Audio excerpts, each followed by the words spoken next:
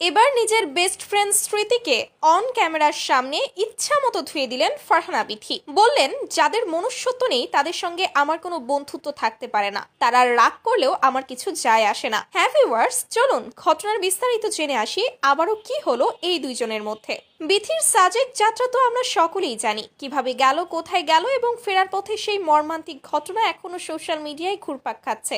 শাওনকে নিয়ে যখন পুরো টিম শোকাহত, শাওনের এরকম চলে যাওয়াটা কেউই মেনে নিতে পারছিল না, এমনকি সোশ্যাল মিডিয়ায়ও কেউ আসতেই পারছিল না। ঠিক ওই সময়টাতে যেহেতু শাওন ট্রেন্ডিং এ ছিল, তাই যে কোনো কন্টেন্ট ক্রিয়েটর তাকে নিয়ে কন্টেন্ট বানালেই ভালো ভিউ আসতো, আর সেই সুযোগটাই হাতছাড়া করতে চায়নি স্মৃতি।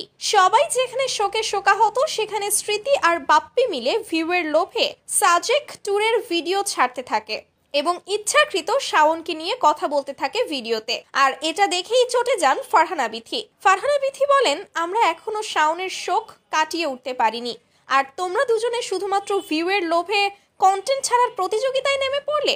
তোমাদের কাছে কি শাওনের জীবনের কোনো মূল্য নেই? তোমরা কি মানুষ? তোমাদের ভেতরে কি একটুও মনুষ্যত্ব নেই?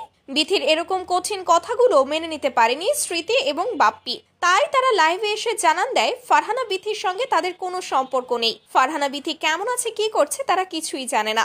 এতে করেই বোঝা যায় যে ফারহানা বিথির সঙ্গে তাদের একটা বেশ ভালো রকমেরই সমস্যা হয়েছে। আর এই ঘটনার একদিন পরেই ফারহানা বিথি ঢাকায় আসে ইন্টারভিউ দেওয়ার জন্য, যেখানে সাংবাদিক জিজ্ঞেস করে, আপনার প্রিয় কাছের মানুষ স্মৃতি এবং বাপ্পি আপনাদের নিয়ে বাজে কমেন্টস করেছে, আপনাদের সম্পর্কের মধ্যে কি কোনো ফাটল সৃষ্টি হয়েছে? সাংবাদিকদের এই প্রশ্নের উত্তরে বিথি বলেন, আমি সেই সম্পর্ক ধরে রাখতে চাই না, যে সম্পর্কে মানুষ মানুষের জীবনের চাইতে ব্যক্তিগত স্বার্থটাই অনেক বেশি বড় মনে করে।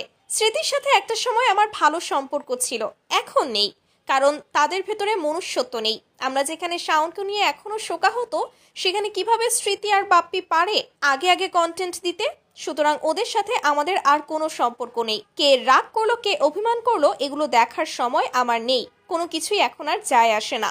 তো ভিউয়ার্স, আপনারাই বলুন এখানে কে ঠিক বলছে? আপনারাই বলুন এখানে কে সঠিক ছিল? আর ফারহানা বিথি যে স্মৃতি বাপ্পিকে নিয়ে এই ধরনের মন্তব্য করলো, এই বিষয়টা নিয়েই বা আপনাদের কি মন্তব্য, কমেন্টে জানাতে ভুলবেন না।